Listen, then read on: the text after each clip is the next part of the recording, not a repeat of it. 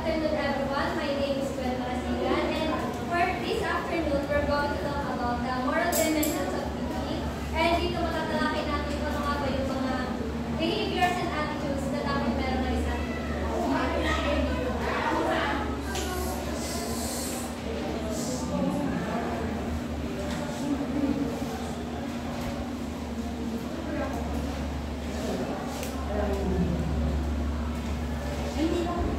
basa ba? Yes po. So the first one is teachers as moral agents. Miss Audrey, Miss Dri.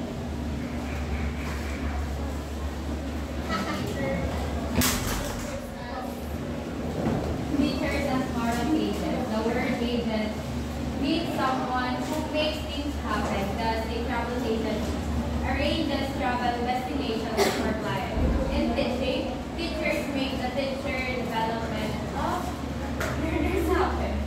So dito sinasabi na agents, di ba, sila yung gumagawa ng mga bagay para mangyari. For example, is yung travel agent, sila yung nag-aasikaso para mangyari yung pagka-travel ng mga tourists. And as a teacher, as an agent, sila naman yung dahilan kung bakit na-develop behaviors ng isang students. At sinasabi rin dito na ang behavior ng teacher and behavior ng teacher as a person is dapat the same. Is kunwari, hindi mo pwede sabihin na maganda ang galing mo sa school, pero pagdating naman sa bahay, hindi. Maganda ang image mo sa private life mo, at pagdating naman sa public life mo, is hindi. So sinasabi dito na dapat ang ugali mo ay pareho, so kahit saan ka mamukuha. Next one is Miss Queen. Teachers have moral purpose. Purpose means goal, reason, and intention, and in this respect, teaching has a moral goal or intention. The educational goal of teaching, which is developing and transforming learners to become the best persons inherently moral. So dito naman sinasabi, di ba, na ang purpose naman talaga ng pagtuturo is mag-share ng knowledge sa students. At sinasabi dito na as a teacher, hindi lang dapat knowledge na sinashare natin sa students, kundi pati na rin good characters. And society, mataas ang moral expectations nila sa ating teachers. Kunwari is, nagbikini ka lang sa beach, tapos pinost mo sa Facebook. Sabihin nila, ay bakit siya nag-propose ng ganun? Teacher pa naman siya. So, as teachers, parang kailangan limited ang galaw natin para hindi tayo mag-judge ng society. The next one, please read Miss Milet.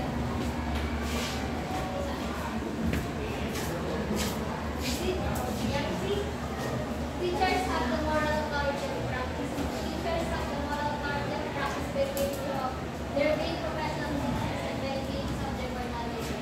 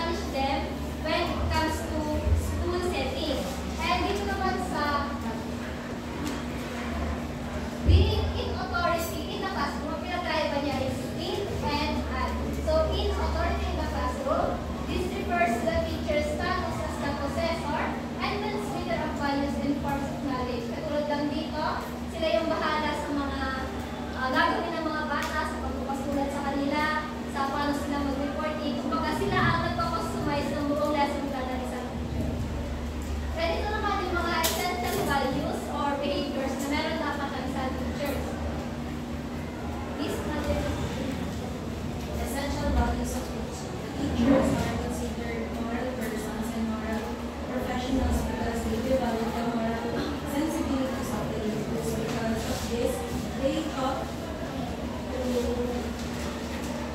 profess ethical principles and virtues in their daily duties. There are numerous values essential in the teaching profession. These values make up ethical standards for teaching, but the most fundamental values regarding teaching are as follows. Amen. Miss Marianne, please read what is care. Care is an encompassing value given in the teaching profession.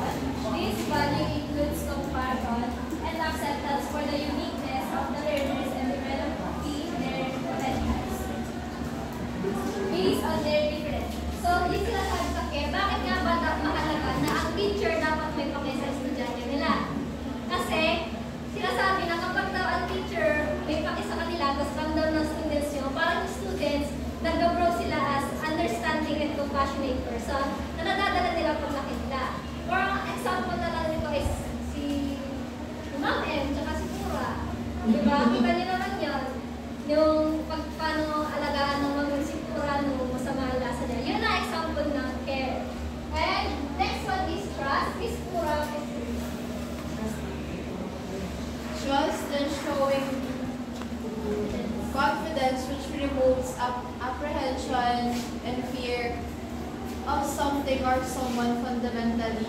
Teaching profession is founded on trust. So, dito naman sa trust, mahalaga na ang teacher is may trust na may tiwala ka sa iba.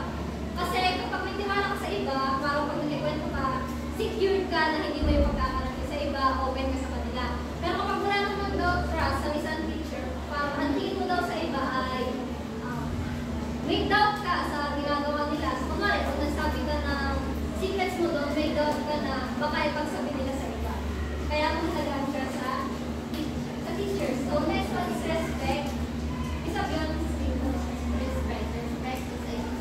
Respect to the teaching profession, it means showing high regard and value for the work of someone or something. So, dito sa respect, alam naman natin na napakalaga ng respect. Kailangan respetuhin mo yung emotional well-being ng student mo, kung sensitive ba sila. And kung cognitive development nila, kung kaya nilang makasabay o hindi, dapat naiintindihan mo yun and huwag mo sinabing judge. Next one is integrity. Integrity means consistency of teacher's character in and out of school and in their personal and public life. It's doing the right thing with or without anyone present. Ito naman is coming dito. Dapat kung ano yung tama, ginagawa mo kahit walang nakatingin. And ginagawa mo yung tama kahit mas madali yung choices or kahit mas magbe-benefit ka doon, yung tama pa rin ang pipiliin mo. Kasi doon nila makikita kung gano'ng kangaba para true sa passion mo sa pagtuturo and as a teacher. And sunod is fairness. Fairness means the absence of bias, prejudices, and discrimination. In the teaching profession, teachers deal with diverse learners. So tayo mga student and teachers, meron tayong parang may encounter na students na iba't ibang parang characteristics o parang na isa sa religion.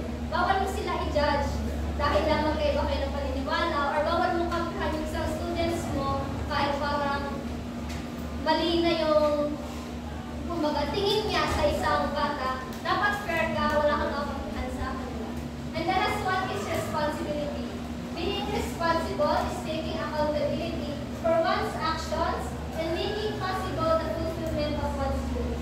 So responsibility, taking accountability, pag-ako mo sa kasalanan mo, maybe kahit hindi mo kasalanan, kahit kasalanan sa estudyante mo, mapa good or bad consequences man yan, ikaw ang aako niyan dahil ikaw ang